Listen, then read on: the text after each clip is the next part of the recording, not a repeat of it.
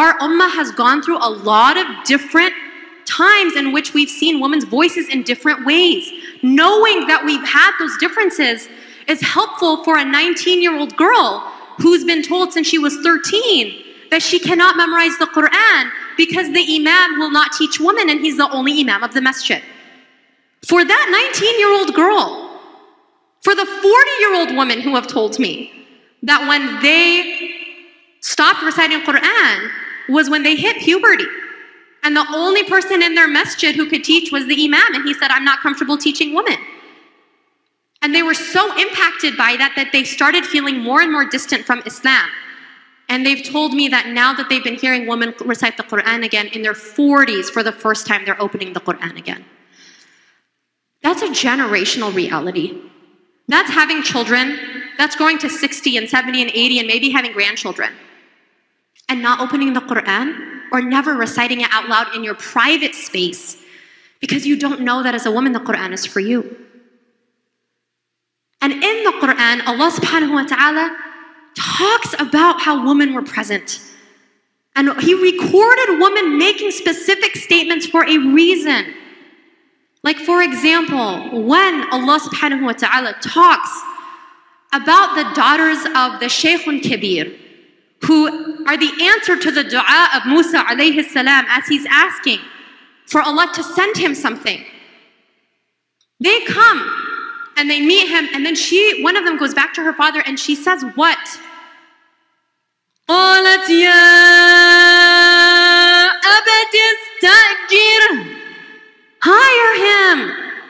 Scholars of tafsir mention Allah didn't have to say that line. That line is not necessary to understand the story. Why did Allah subhanahu wa ta'ala say it?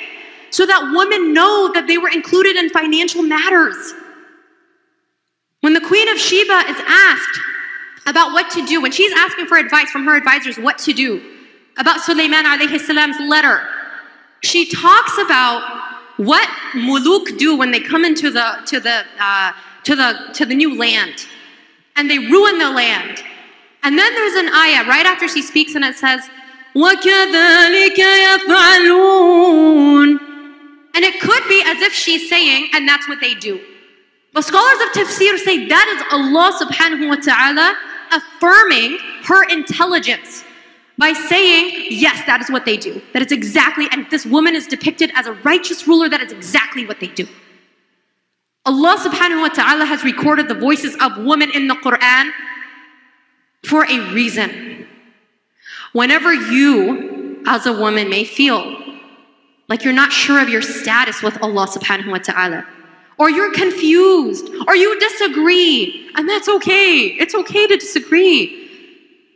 But when you're questioning that part of yourself as a woman, I've been asked by Muslim women, sincerely asking, with tears in their eyes, did Allah create women to be like somewhere between an animal and a man? Is that our level with Allah? And if that's what Allah wants, that's fine. I accept that because that's what Allah subhanahu wa ta'ala wants, but is that it?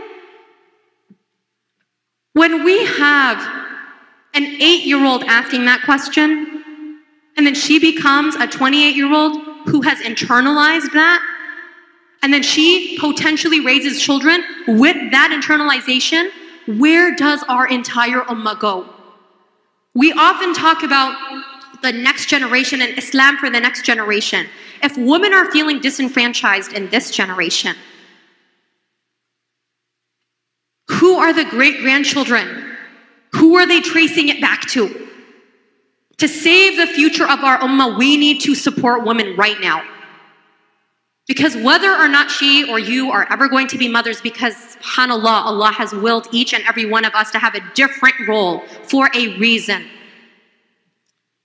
He says, subhanahu wa ta'ala, this verse I end every time with, because I want you to remember, هُوَ جَتَبَاكُمْ.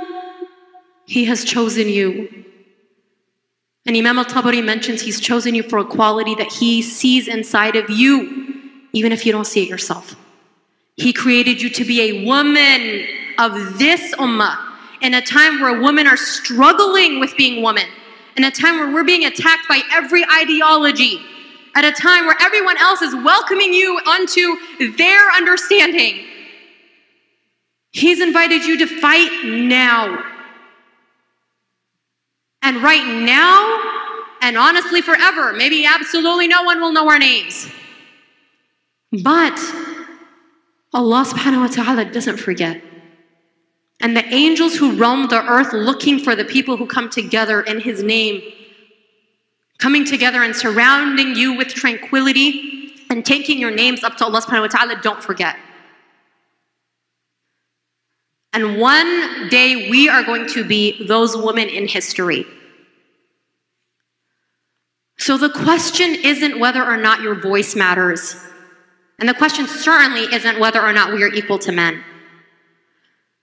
The question is, what are we going to do to make the future generations of Islam, of Muslims, look and say, the women of the past changed the course of history because of their strength in their belief in Allah subhanahu wa ta'ala.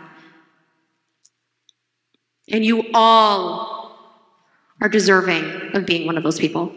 سبحانك اللهم وبحمدك نشهد أن لا إله إلا أنت نستغفرك ونتوب إليك. السلام عليكم.